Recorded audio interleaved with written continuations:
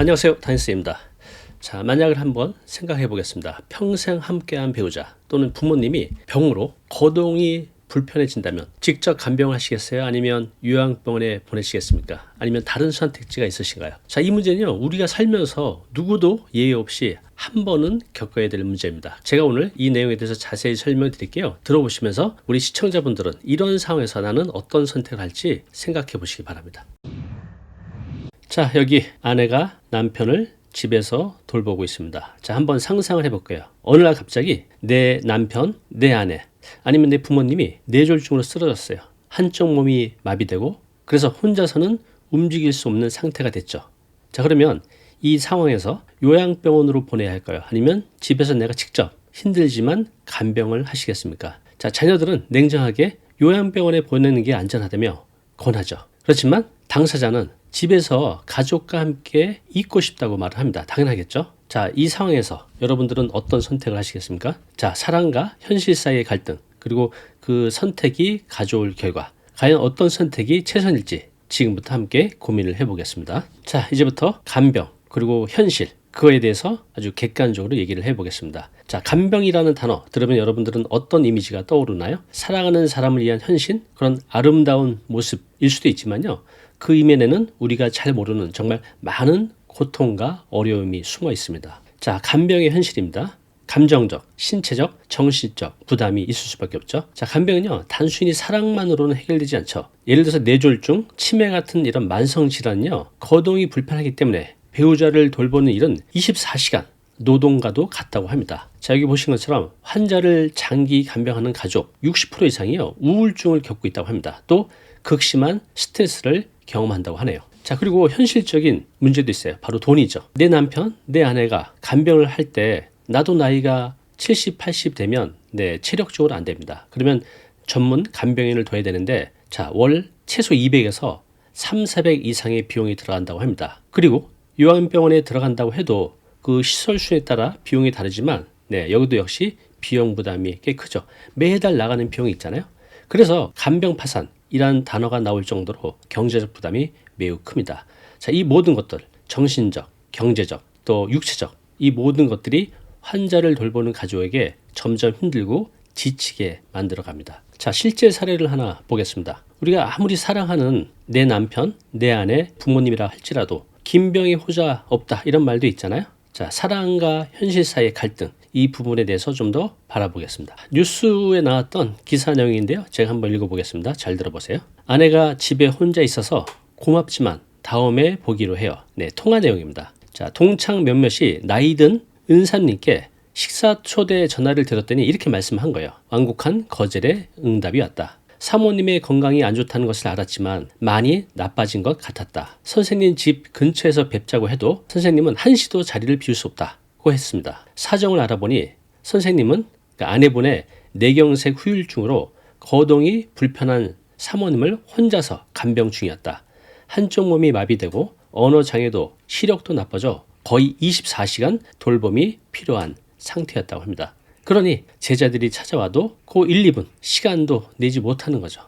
제 지인 중에 한 분도 이런 상황에 있습니다. 얼마 전에도 통화를 했는데 이분이 아내를 돌본 지가 지금 6년째거든요. 24시간 돌봄이 필요해요. 한시라도 눈을 떼게 되면 문제가 생기기 때문이죠.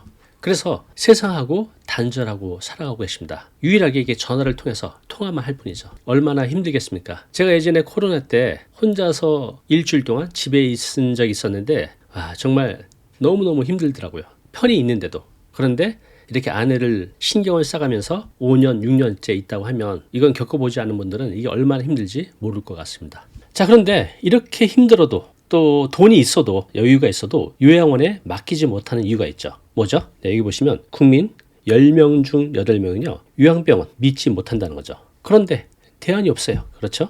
자, 여러분이 이런 상황에서 어떤 선택을 하시겠습니까? 사랑하는 배우자를 위해 내가 계속 희생할 것인가? 아니면 좀 더 현실적인 대안을 찾을 것인가? 어렵죠? 아래 댓글로 여러분들의 의견을 남겨주시기 바랍니다. 자, 두 번째 현실적인 문제는요, 간병 필요와 사회적 문제입니다. 자, 여기 아주 충격적인 사건이 있습니다. 일본에서 있었던 일인데요. 자, 여기 보시면 2023년 뉴스입니다. 공원 벤치서 앉은 자세로 숨진 86세 할머니. 자, 50대 아들이 버렸다라는 내용이에요. 자, 당시 86세 토키 이 할머니는 공원 벤치에 앉은 채 심정지 상태로 발견됐다고 합니다. 곧바로 병원으로 이송했으나 끝내 사망했다. 자, 이후 경찰은 숨진 할머니 신원을 특정할 수 있는 소지품이 없어서 수사에 난항을 겪었다. 자, 그러나 공원 주변에서 아들과 함께 거주했다는 사실을 알게 됐고 자택을 찾은 경찰은 아들에게 모친의 행방을 물었다. 자, 이를 수상하게 여긴 경찰은 수사 끝에 아들이 모친을 데리고 공원 벤치로 갔고 그는 어머니를 방치해 사망에 이르게 한 혐의로 결국 체포가 됐다고 합니다. 자, 아들은요 부모와 함께 살다가 올해 부친이 사망한 이후 2014년부터 모친과 단둘이 지내온 것으로 조사됐다고 합니다. 한 9년 정도 된 거죠. 자, 이 기사 어머니를 공원에 방치해서 사망하게 한 아들의 이야기, 이게 단순히 개인의 문제가 아니죠. 자, 이것은요 내부적으로 들어가면 장기적인 간병으로 인한 피로 또 스트레스가 얼마나 위험한 결과를 가져올 수 있는지 보여줍니다. 자, 우리나라에서도 이런 사례가 정말 많이 있습니다. 자, 그 중에 하나 볼까요? 친족 살해의 파산까지 고령화의 그늘 간병지옥. 자, 여기 한번 기사 보겠습니다. 자, 2021년 청년 간병인 강도용 씨 사건으로 간병살인 문제가 수면 위로 떠올랐다. 간병살인은 간병에 지친 간병인이 피간병인을 살해하는 범죄다. 당초 언론에서는 그를 아버지를 굶겨 죽인 페루나로 비난을 했지만 알고 보니 그렇지 않았다는 거죠. 강 씨의 선처를 구하는 탄원서가 쏟아졌다. 자, 어떤 내용인지 한번 볼까요? 이 아들은 휴학생이었는데 아버지가 뇌졸중으로 쓰러진 뒤 2천만 원의 병원비 폭탄을 떠안아야 했고 스스로 몸을 움직이지 못해 코에 연결된 호스로 물과 영양식을 공급받는 아버지를 하루 종일 보살펴야 했습니다. 그래서 아르바이트 할 시간도 내기가 어려웠다. 강 씨는 당장 쌀을 살 돈 2만 원이 없는 극심한 생활고를 겪었지만 도움을 받을 곳이 없었습니다. 그래서 결국 이런 상황까지 생기게 된 거죠. 네, 김병이 허주없다라는 말 들어보셨죠? 그게 현실이죠. 우리가 살면서 반드시 한 번은 겪게 될 거 아니에요? 내 남편이든 아내이든 나의 부모님이든 반드시 한 번은 겪어야 되는데 이럴 때 우리는 어떤 선택을 해야 될까요? 직접 간병을 하시겠습니까? 아니면 요양병원에 모시겠습니까? 아니면 요즘 재가 서비스라는 게 있어요. 이걸 하시겠습니까? 이 세 가지를 비교해서 보여드릴게요. 여러분들 어떤 선택이 좋을지 한번 고민해 보시기 바랍니다. 자, 그 전에 중년 부부의 딜레마 이 내용 한번 말씀을 드릴게요. 무슨 말이냐면 부모, 자녀, 이중부양, 맞춰 세다라고 하죠. 지금 부모와 자식을 동시에 부양하는 분들이 7명 중 1명이죠. 부모와 자녀 모두 부양하고 있다라는 겁니다. 자, 여기 한번 내용 보겠습니다. 자, 경기도 수원시에 사는 임모 씨, 61살이네요.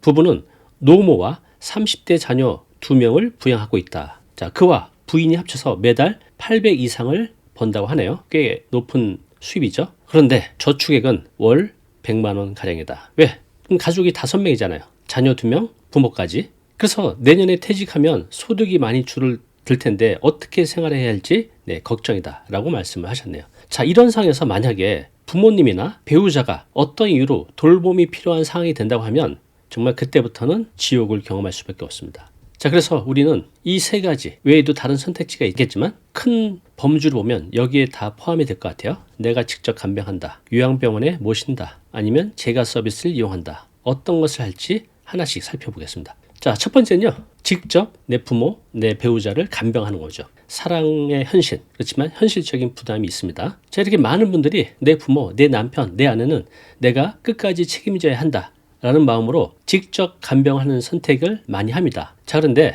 실제로 조사에 따르면요. 60%의 배우자가 간병인 역할을 하는 게 선택의 여지가 없는 나의 의무라고 느낀다고 답을 했습니다. 하지만 여기에도 현실적인 문제가 있습니다. 자, 긴 간병에 지쳤어요. 정신적 스트레스, 갈등 호소하는 힘겨운 가족들, 간병비 한 달에 400만 원 지출. 바로 이게 현실적인 문제죠. 장기적으로 간병인은 신체적, 정신적 건강에 큰 영향을 받습니다. 스트레스 부족, 또 수면 부족, 또 체력적으로 굉장히 힘들죠. 심지어 자신의 건강이 배우자보다 더 나빠지는 경우도 생긴다고 합니다. 게다가 앞서 말씀드린 대로 이렇게 긴 간병을 하게 되면 사회적으로 완전히 단절이 되는 거죠. 본인조차도. 자, 이런 경험들을 하게 된다는 겁니다. 자, 두 번째는요. 요양병원에 모시는 거죠. 여기선 전문적인 서비스를 받을 수 있죠. 그렇지만 경제적인 부담이 있습니다. 자, 여기 보시면요. 치매 환자 1인당 연간 관리 비용, 지역사회 1,733만 원.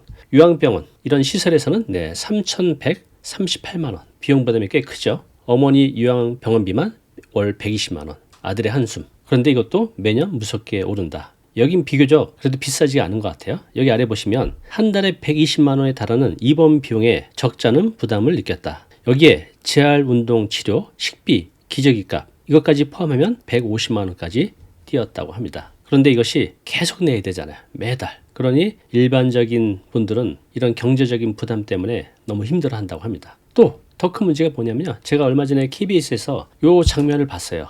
어머니가 약간 정신이 들어오셨다가 나갔다 하시는데 들어오실 때마다 그렇게 우셨다고 해요. 내가 이 낯선 환경에서 생활해야 된다는 것을 알았을 때 자식과 떨어져서 그렇게 우시더라고요. 얼마나 힘드셨겠습니까? 자, 이런 심리적 부담도 있죠. 이것은 환자 본인도 가족도 마찬가지입니다. 자, 마지막 세 번째는 재가 서비스입니다.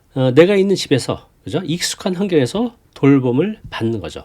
자, 여기 보시면요. 살던 곳에서 원스톱 서비스 전남형 통합돌봄 시행. 여기 이제 화성이네요. 화성에서도 재가 놓인 통합돌봄 이런 시범적인 서비스를 지자체 곳곳에서 진행을 하고 있습니다. 여기도 보시면 집에서 노후를 건강하게 통합돌봄 이용자 91.6%가 추천. 그러니까 환자 본인도 이 서비스에 대해서 굉장히 만족했다고 합니다. 자, 그런데 문제가 있죠. 이 서비스를 받을 수 있는 분은 아직은 매우 제한적이라는 게 현실입니다. 자, 이런 재가 서비스 환자가 내가 익숙한 환경에서 돌봄 서비스를 받는 게 참 좋긴 한데 경제적으로도 요양병원에 가는 것보다는 좀 저렴하죠. 또 가족들과 함께 있을 수 있다는 것도 굉장히 좋죠. 그런데 이 역시 가족의 육체적 또 경제적 어려움은 역시 있습니다. 자, 그리고 이 재가 서비스는요. 일반적인 정해진 시간, 일정한 시간에만 제공되기 때문에 24시간 돌봄이 필요한 경우 또 중증 환자에게는 현실적으로 이 서비스를 받기가 어렵습니다. 자, 정리를 해보겠습니다. 어떤 게 좋을지 고민을 해보시기 바랍니다. 첫 번째, 직접 간병. 사랑과 헌신을 보여줄 수 있지만 간병인, 이게 길어지면요. 건강과 삶의 질에 큰 악영향을 미치게 됩니다.